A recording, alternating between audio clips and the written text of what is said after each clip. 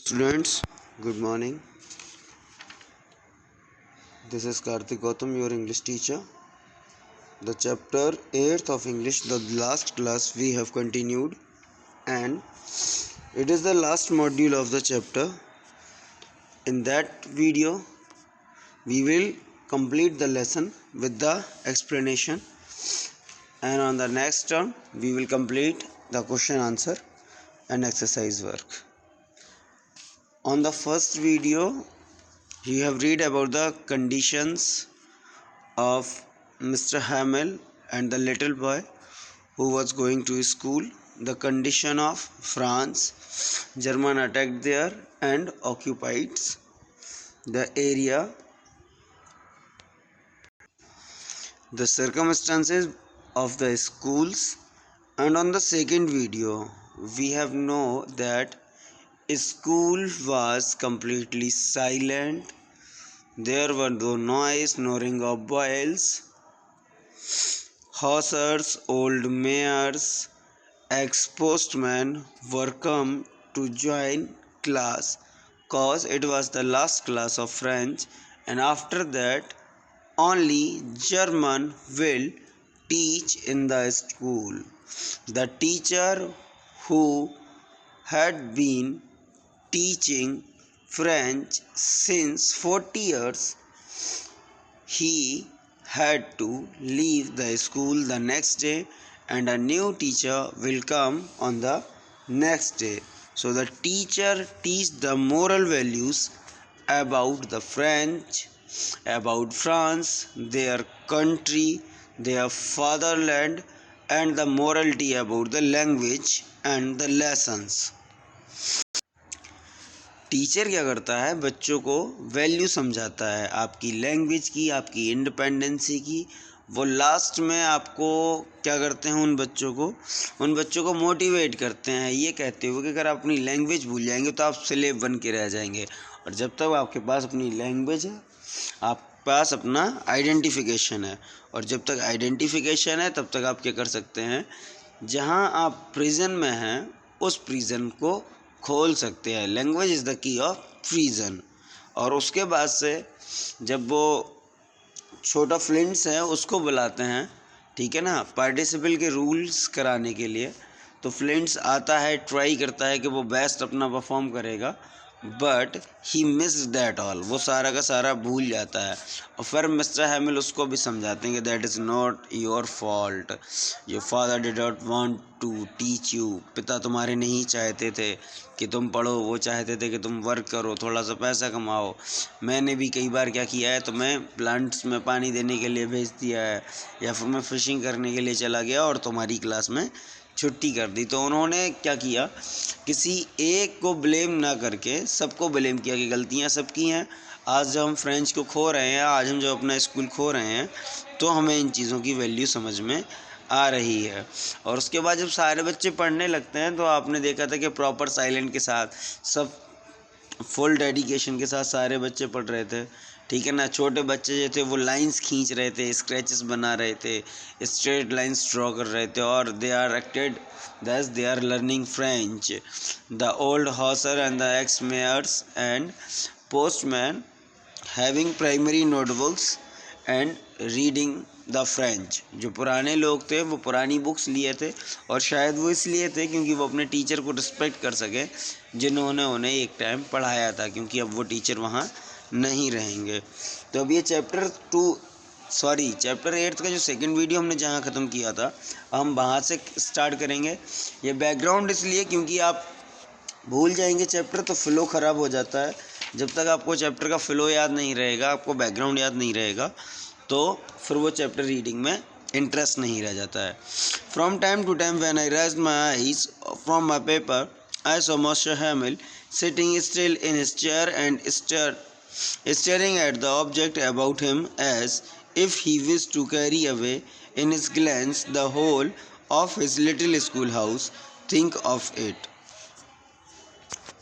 For 40 years he had been there in the same place.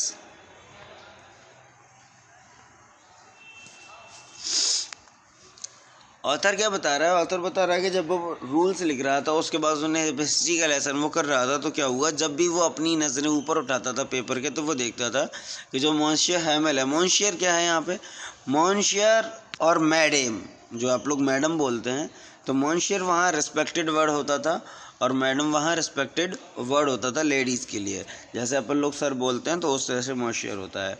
तो monsieur Hamel sitting still in his chair, वो मतलब बच्चा जो author है, ऑथर जब भी नोटिस करता था तो वो देखता था कि जो मिस्टर हैमेल है वो क्या कर रहे हैं, अपनी चेयर पर तो बैठे हैं लेकिन सारी चीज़ों को ऑब्ज़र्व कर रहे हैं, चारों तरफ निगाहें फेर रहे हैं, जैसे कुछ छूटने वाला हो, जैसे वो उस स्कूल को, उस क्लास को, वहाँ के ब्लैक बोर्ड्स को, टेबल्स को, चेयर को, विंडोज़ को बहुत मिस करेंगे, उन्हें पूरा ऑब्ज़र्व कर रहे थे मिस्टर हैमेल। और ये चीज़ किसने देखी, ऑथर ने देखी। Think of it, for 40 years he had been in the same place with his yard in front of him, his class just as it was, but the benches and desks were polished and rubbed by use. लगभग 40 साल से वो यहीं थे, 40 साल से यहाँ बच्चों को पढ़ा रहे थे, ठीक है ना। और ये स्कूल, ये क्लास बिल्कुल वैसा ही था जैसा 40 साल से था, लेकिन बदला क्या था, बदला सिर्फ इतना था कि जो बेंचेस थी और डेस्क थी वो पॉलिश हो जाती थी, रब्ड हो जाती थी यूज़ करने से। The walnut in the yard had grown and the hop vine which he himself had planted now festooned. तो क्या क्या बदला था स्कूल में, सिर्फ इतना बदला था कि ब्रांचेस जो ख़राब हो जाती थी वो बदल जाती थी और बकाया पॉलिश हो जाती थी। जो उन्होंने क्या एक प्लांट किया था, वॉलनट, वॉलनट तो आप जानते ही हैं, तो वॉलनट को जब उन्होंने प्लांट किया था मॉन्सियर हैमेल ने, वो बड़ा हो चुका था। और जो होप वाइन की वाइन्स लगाई थी उन्होंने, क्लिम्बर्स लगाए थे, वो ग्रोथ करके खिड़की के अगल बगल लटकने लगे थे। What a heart-reading things it must have been for that poor man to leave all those things and to hear this sister walking back and forth in the room overhead. सोचिए आप कितना बुरा होगा जिस इंसान ने अपनी ज़िंदगी एक जगह पे पूरी ख़त्म कर दी, 40 साल अपने एक जगह पे स्पेंड कर दिए और उसके बाद क्या हो, उसे जाना पड़े। तो वो बेचारा जो ऑथर है वो क्या सोच रहा है, मॉन्सियर हैमेल के बारे में ही सोच रहा है कि कितना बुरा है, कितने बेचारे हैं वो। पुअर का मतलब हर बार गरीब नहीं होता है, पुअर मतलब एक टर्म कंडीशन होता है, बैड यहाँ यूज़ होगा, तो मतलब बहुत उनके लिए बुरा सोच रहा है वो कि बेचारे कितनी लाचार है, कोई ऑप्शन नहीं है उनके पास, ही हैड टू गो, उन्हें जाना पड़ेगा। And to hear his sister walking back and forth in the room overhead packing their trunks. और जब मतलब उन्हें महसूस होगा, जब वो क्लास से यहाँ से निकलेंगे तो महसूस होगा उनकी जो सिस्टर है वो पैकिंग कर रही है, ट्रक में के लिए सामान पैक कर रही है। For they were to go away the next day to leave the province forever. Province का मतलब स्टेट है या एरिया है, और मतलब जब नेक्स्ट डे ही वो चले जाएंगे, उनके पास मौका भी नहीं है कि वो ज़्यादातर अपने लोगों से मिल पाएँ या ज़्यादा लोग जिन्हें उन्होंने पढ़ाया है। अब 40 साल में आप सोच लीजिए कितने बच्चे उन्होंने पढ़ाए होंगे, कितने उनके फ्रेंड्स बने होंगे, कितने लोग उनके पढ़ाए हुए सक्सेस हुए होंगे। तो वो सब चीज़ें उनसे किसी को मिलने का भी ऑप्शन नहीं है, केवल आज का ही लास्ट दिन था उनके पास। तो उन्होंने बच्चों के साथ नी ब्रीचेस पहन के, ब्रीचेस मैंने बताया था कि आपको जैसे अपन लोग कैप्री बोलते हैं, तो उस तरह की जो मॉडर्न सोसाइटी थी फ्रेंड्स की, वो क्या ब्रीचेस पहना करती थी, ठीक है ना। और जो ब्रीचेस नहीं पहना करते थे वो सन कॉथल्स कहलाते थे, सेंस कॉथल्स। तो उन्हें क्या करना था, प्रीवियंस छोड़ना था। आगे देखेंगे। However, he had the courage to keep the class to the end after the writing had the lesson in history. जैसे जैसे उन्होंने सब ऑब्ज़र्व कर लिया तो उन्होंने सोचा कि अब क्लास छोड़नी चाहिए, और उससे पहले जब उन्होंने पार्टिसिपल्स की रूल पढ़ा दिए उसके बाद उन्होंने हिस्ट्री को थोड़ा सा पढ़ाना स्टार्ट किया। Then the little one sang all those the बा बेबी बाबू, बा बेबी बाबू, ये छोटे बच्चे जो थे क्लास में वो पढ़ रहे थे, ठीक है ना। ये उनकी लैंग्वेज का कोई स्क्रिप्टेड रहता होगा, तो ये पढ़ रहे थे छोटे बच्चे, और वो चिल्ला रहे थे क्या, बा baby Babu. You at the back of the room old Hauser had put on his spectacles and holding his spelling book in both hands. और जो बूढ़े हॉसर हैं वो क्या किए हैं, वो अपनी प्राइमरी की बेसिक एजुकेशन की कोई बुक लिए हैं जिसमें स्पेलिंग्स होती हैं, A for apple, B for ball, C for cat, और वो भी उन छोटे बच्चों के साथ बैठे हुए हैं, अपना बचपन याद कर रहे हैं। शायद वो इसी स्कूल में पढ़े होंगे, पॉसिबल हो सकता है। He spelled out the letters with them, could see that he too was applying himself। तो जब वो मतलब उन बच्चों के साथ पढ़ रहे थे तो लग रहा था कि हाँ वो भी सीखने की इच्छा रख रहे हो, अपने ऊपर ये चीज़ें अप्लाई कर रहे हो। हिज वॉइस शोक विद इमोशन। और जो मिस्टर हॉशर जो हैं, तो मिस्टर हॉशर जब ये चीज़ें रिपीटेशन कर रहे हैं तो उनकी वॉइस क्या है, बहुत इमोशनल हो रही है उनकी। वो आप सुनोगे तो आपको समझ में आ जाएगा कि वो दुखी हैं, वो सैड हो रहे हैं। And was so funny to hear him. तो अब आप सोचिए, जब बूढ़ा इंसान लड़खड़ा के बोले और रोंदू सी आवाज़ उसकी निकले तो हंसी भी आ जाएगी। तो वो क्या बोल रहा है, it was so funny to hear him. उन्हें सुनना बड़ा ही अजीब था, बड़ी हंसी आ रही थी उन्हें सुन के। What will we long to laugh and to cry. कभी कभी दुख भी होता था उनको ऐसे देख के, तो हमें समझ में नहीं आ रहा था कि हमें क्या करना है, लाफ करना है या क्राई करना है। आई शैल रिमेंबर दैट लास्ट क्लास। और वो बोल रहा है कि हाँ मुझे बहुत अच्छे से याद है ये लास्ट क्लास। तो इसका मतलब ये है कि वो ऑथर जो है वो छोटा जब है तब उसने ये लेसन नहीं लिखा है, वो जब बड़ा हो गया अपनी एज पर आ गया और उसने रिमेंबरिंग पे ये लेसन लिखा है। बात समझ रहे हैं आप। तो बच्चा जो छोटा था उसने तब नहीं लिखा है इस लेसन को, लिखा कब है, जब वो बड़ा हो गया है। ठीक है, when he grow up and become a poet then he wrote about his experiences. Suddenly the church clock struck 12, then the Angelus rang।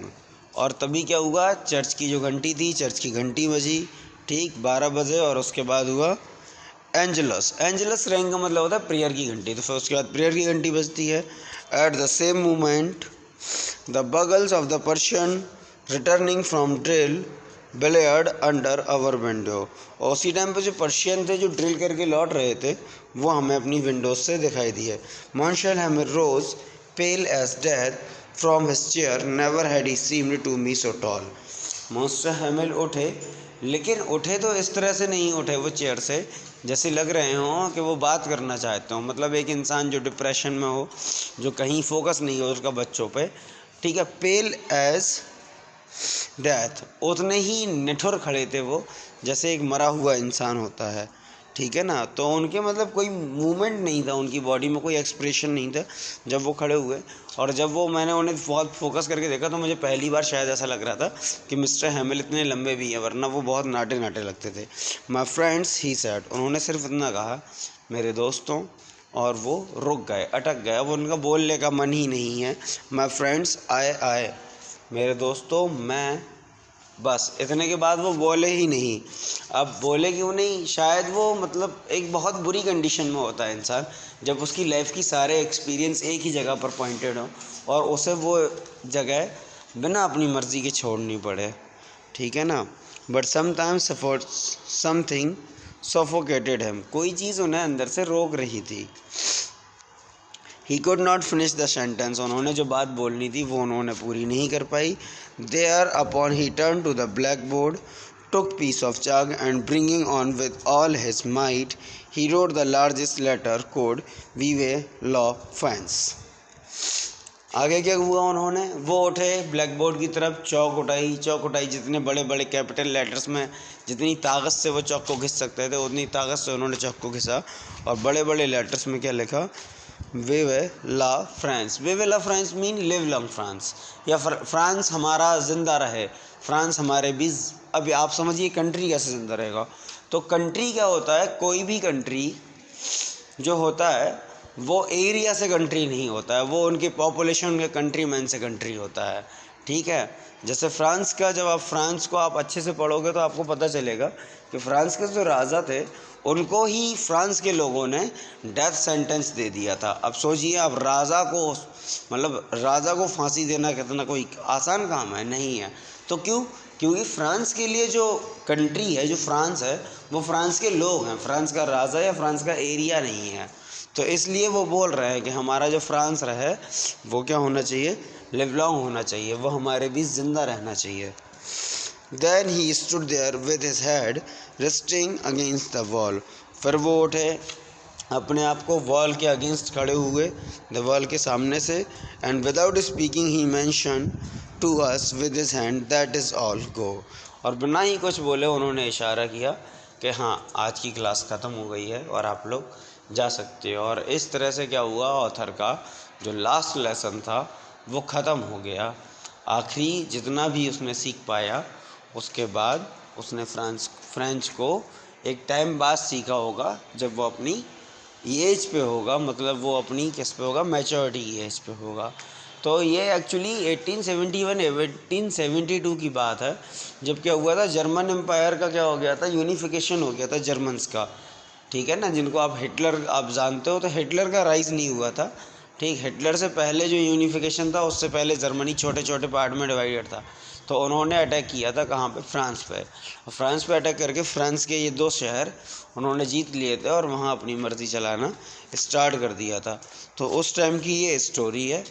ठीक है ना, इसको आप अच्छे से होप समझे होंगे। आज थोड़ा आवाज़ और भी ख़राब है, वीडियो में तो वैसे ही ख़राब आती है, तो आप थोड़ा बुक का हेल्प लेके इसको समझेंगे तो इजी हो जाएगा। नेक्स्ट हम बहुत जल्दी ही इस चैप्टर के क्वेश्चन आंसर कंप्लीट करेंगे।